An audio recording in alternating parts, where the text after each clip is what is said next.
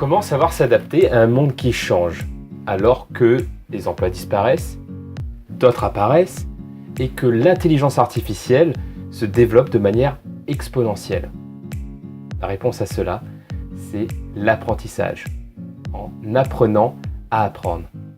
Je m'appelle Jérôme Waro. Et moi, je m'appelle Nicolas Lisiac et nous sommes cofondateurs du site lasemaine.com et passiondapprendre.com et nous avons plaisir et honneur de vous présenter ce film documentaire sur ce sujet passionnant qui est apprendre à apprendre.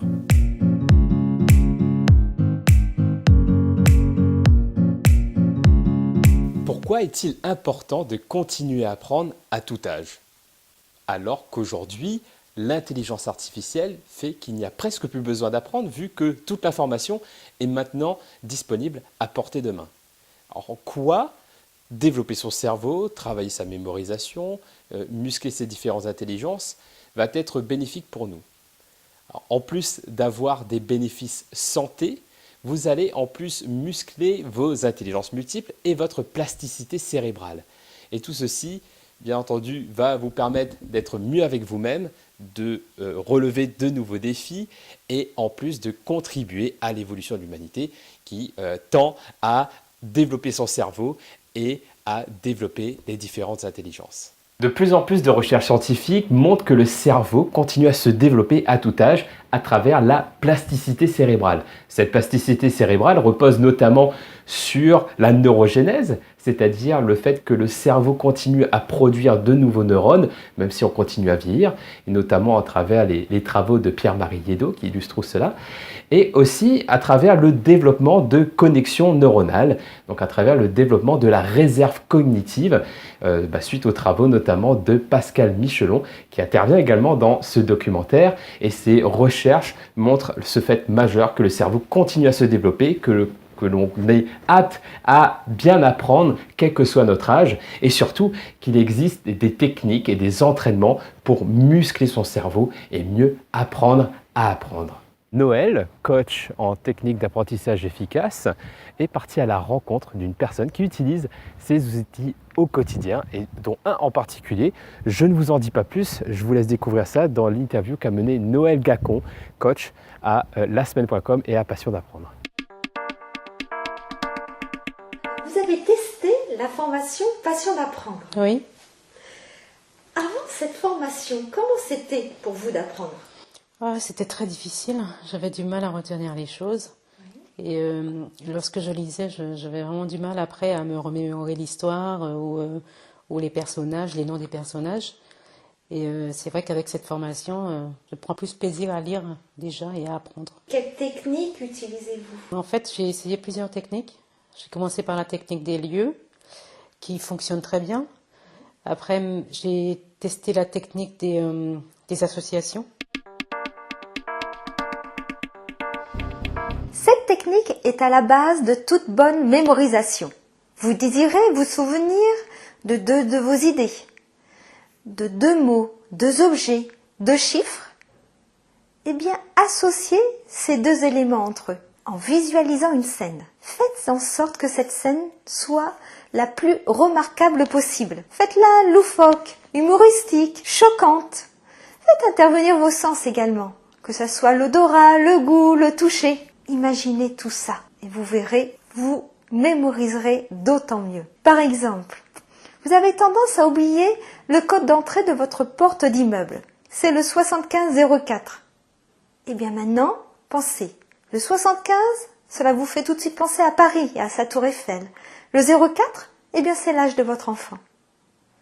Alors imaginez-vous arriver aux abords de votre immeuble et voir soudainement une tour Eiffel immense devant la porte d'entrée. Vous levez la tête et qu'est-ce que vous voyez? Votre enfant en train de la gravir. Il est presque au sommet. Il se retourne, il vous voit, il lâche une main pour vous faire de grands signes et vous montrer ses exploits. Votre cœur s'est arrêté de battre. Vous êtes tétanisé. Je crois que maintenant, vous n'oublierez plus le code de votre porte d'entrée. C'est la technique que je préfère en fait.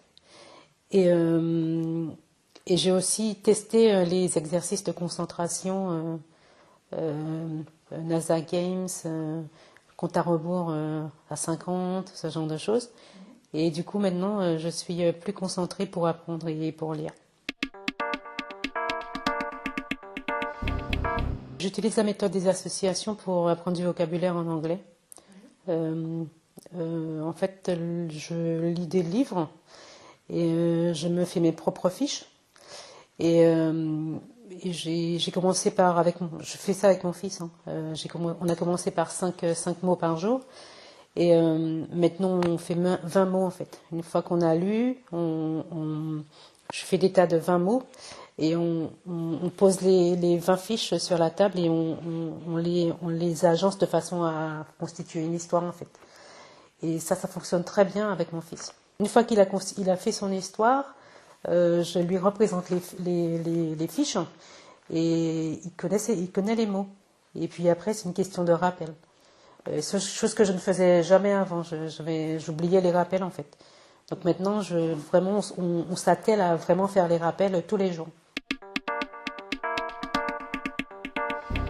Comme j'avais du mal à retenir mes mots en anglais, donc j'utilise l'anglais dans un milieu professionnel et souvent j'ai du mal à trouver mes mots, je les cherche et je profite justement de l'occasion pour allier les deux. Donc mon fils apprend ses mots de vocabulaire et moi j'en profite aussi pour améliorer mon anglais. Voilà, je fais d'une pierre deux coups. Nous nous penchons maintenant sur la question de la lecture rapide. Vous le savez peut-être, Nicolas Lisiac est un expert dans ce domaine et il a participé dernièrement à une...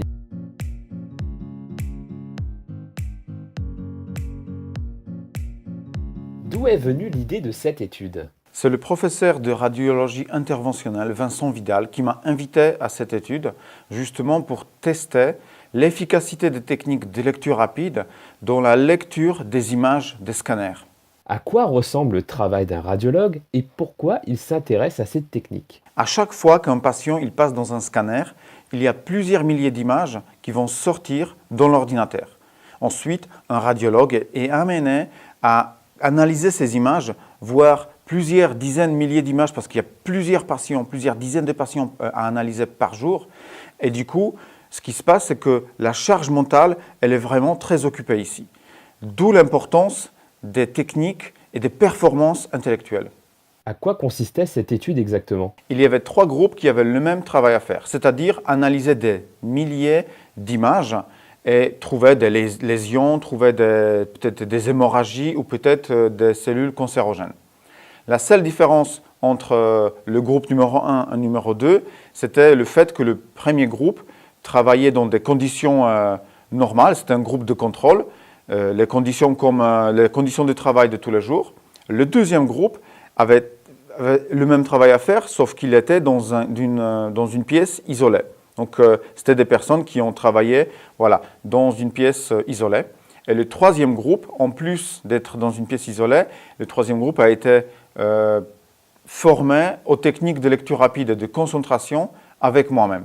Et c'était ça la différence. Donc, il y avait le premier groupe de contrôle, le deuxième groupe dans une pièce isolée et le troisième groupe dans une pièce isolée, mais en plus formé aux techniques de lecture rapide et de concentration.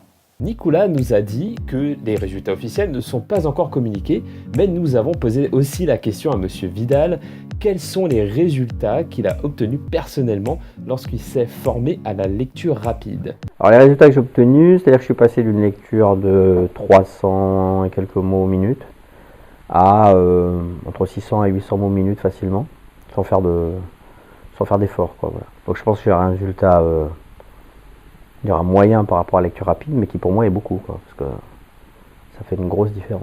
Qui devrait s'intéresser à la lecture rapide ? Je pense que tout le monde peut s'intéresser à la lecture rapide, dans le sens que ça ouvre d'autres horizons aussi. Il n'y a pas que... d'abord, il y a la lecture, donc là, il y a un intérêt majeur de pouvoir passer de lecture rapide à lecture non rapide, parce qu'on ne devient pas un lecteur rapide, on utilise la lecture rapide à certains moments.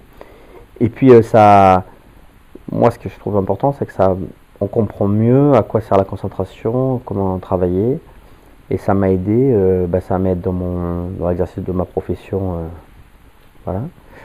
Et ça m'a aidé aussi pour la musique, pour la lecture de la musique, pour la lecture des portées musicales. Donc voilà, je pense qu'il y a aussi ça permet de s'occuper de son cerveau, quoi. Nicolas, peux-tu expliquer en quelques mots quelles sont donc les techniques de base pour une lecture rapide et efficace? La première chose la plus étrange à faire, c'est d'employer le guide visuel. Oui, c'est-à-dire que je vais balayer le texte et contrairement à ce qu'on dit à l'école, tout simplement, le guide visuel, il va diminuer la charge mentale qui est liée au mouvement oculaire pendant la lecture. Ainsi, vous allez être beaucoup mieux concentré dans le texte et vous allez pouvoir éviter partir dans les pensées pendant la lecture et ainsi vous gagnez en efficacité de lecture. Appliquez juste cette simple astuce et vous allez voir vous-même si ça fonctionne pour vous. Nous avons vu ensemble de manière empirique comment les outils d'apprentissage nous permettent d'apprendre plus efficacement. Et d'un point de vue scientifique, comment ça fonctionne? Quel est l'impact sur le cerveau de ces techniques d'apprentissage? Pour répondre à cette question, j'ai interviewé une scientifique, une chercheuse en la matière, Pascale Michelon, qui est experte en réserve cognitive et vous expliquera comment le cerveau est plastique, comment il arrive à s'adapter justement aux nouveaux environnements, à comment on s'adapte, comment on apprend mieux, et cela à tout âge. Donc je vous présente Pascale Michelon qui est auteure, qui est chercheuse et elle vous en dira plus sur la réserve cognitive et la plasticité cérébrale. Donc le cerveau peut se développer à tout âge grâce à ce qu'on appelle la plasticité cérébrale. Qu'est-ce que c'est? Le cerveau, bien sûr, n'est pas fait de plastique. Cela correspond à la possibilité du cerveau de se modifier, de changer en fonction de nos activités quotidiennes. C'est une connaissance qui est assez récente dans l'histoire du cerveau. Jusqu'à récemment, donc, on pensait que le cerveau adulte, son seul destin possible était de vieillir, de perdre des connexions et de s'atrophier. Et on s'est rendu compte en fait que ce n'est pas du tout le cas, que quel que soit notre âge, que ce soit 6 ans, 20 ans, 45, 66, 89, notre cerveau peut en fait continuer à se développer, à grandir, à se modifier. Alors comment ça marche? Eh bien, les réseaux de neurones, les parties de nos cerveaux qui sont le plus souvent impliquées dans nos activités quotidiennes vont s'enrichir en fait, vont gagner en nombre de connexions, vont renforcer ces connexions à force d'être utilisées, à force d'être stimulées. En revanche, les réseaux de neurones qui sont les moins utilisés dans nos activités quotidiennes vont eux s'appauvrir. Leur nombre de connexions va diminuer. Si on prend un exemple, un musicien professionnel, par exemple, chez lui, les zones du cerveau qui sont utilisées dans la pratique quotidienne de son instrument vont être plus grosses que les mêmes zones du cerveau prises chez une personne qui n'est pas musicienne. Donc cette plasticité cérébrale, on s'est aperçu qu'elle est donc, comme je vous disais, disponible à tout âge, bien qu'un tout petit peu moins en vieillissant. C'est ce qui permet le développement du cerveau et son épanouissement. Comment augmenter sa réserve cognitive? Tout d'abord, qu'est-ce que la réserve cognitive? Donc, la réserve cognitive pourrait correspondre grossièrement au nombre de connexions disponibles pour un individu à un moment donné de sa vie. Une personne qui a fait des hautes études va avoir stimulé son cerveau pendant longtemps lorsqu'elle était jeune, puis va pouvoir obtenir un job a priori assez stimulant, assez demandeur. Donc cette personne va continuer à stimuler son cerveau de façon poussée tout au long de sa vie. Donc qui dit stimulation, qui dit utilisation régulière, dit plus grand nombre de connexions. Eh bien, il y a deux facteurs principaux. Le premier, c'est le challenge et la nouveauté. Le deuxième, c'est la variété. Pourquoi challenge? Pourquoi nouveauté? Eh bien, lorsqu'on utilise une zone du cerveau de façon automatique, sans effort, on l'utilise moins que lorsqu'on doit faire plus d'efforts, lorsqu'on doit réfléchir, lorsqu'on doit résoudre des problèmes. Si on fait toujours la même chose, toujours la même activité, on va stimuler toujours la même zone. Quand je fais des présentations, quand je parle à des personnes un peu plus âgées que vous tous et qui sont inquiets de leur mémoire et qui aimeraient savoir quoi faire pour garder un cerveau en meilleure forme, très souvent, il y a une personne qui me dit « Moi, je fais des mots croisés. » Et très contente. Alors, je dis « Bah ouais, c'est vrai, c'est super. » Mais peut-être que ça ne suffit pas, parce que les mots croisés, ça va stimuler les fonctions verbales, un petit peu de mémoire, un petit peu de raisonnement, mais on sait faire beaucoup d'autres choses en fait. Donc là, il y a une stimulation qui est peut-être trop limitée. Donc c'est bien de commencer par des mots croisés et après d'aller chercher d'autres genres d'activités pour stimuler l'ensemble du cerveau. Si on se contente de faire des mots croisés niveau, je ne sais pas, 3, qu'on peut faire en mangeant une tartine et en regardant la télé, peut-être c'est pas assez stimulant en fait. Donc là encore, il faut aller atteindre un niveau où on fait un effort, un petit effort cognitif pour avoir cette stimulation. D'accord ? Donc la plasticité cérébrale, elle va être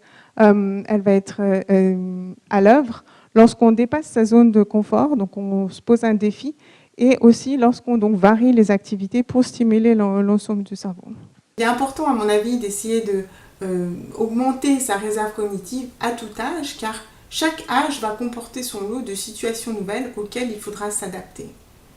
Et pour s'adapter, il faut posséder un nombre important de capacités cognitives. Il va falloir arriver à se positionner différemment par rapport à la nouvelle situation, il va falloir arriver à maîtriser ses émotions, à trouver des solutions, etc.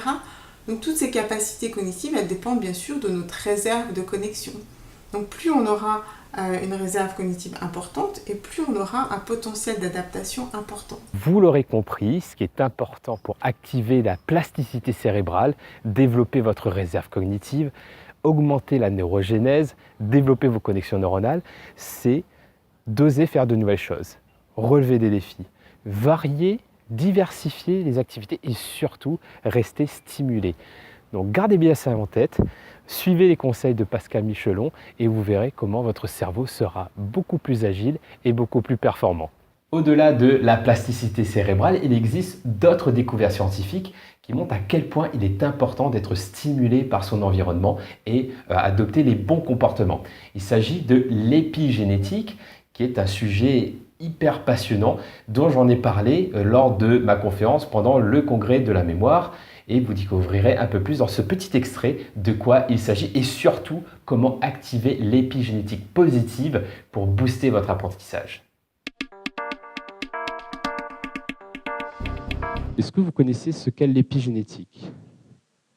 Ok, je vais vous expliquer rapidement. La génétique consiste à comprendre le code génétique de l'humain, et pas que de l'humain d'ailleurs. Donc il y a une notion de décryptage des gènes. L'épigénétique, c'est l'étude de l'expression des gènes. Parce que pas tous les gènes que vous avez s'expriment. Parce que si c'était le cas, vous n'aurez pas pu avoir un organe spécifique. Vous n'aurez pas pu avoir des cheveux. Vous n'aurez pas eu un corps humain. Parce que certaines cellules sont spécialisées par l'activation de certains gènes qu'ils possèdent. Donc tout le corps possède le même code génétique. En revanche, pas tous les gènes s'expriment de la même manière.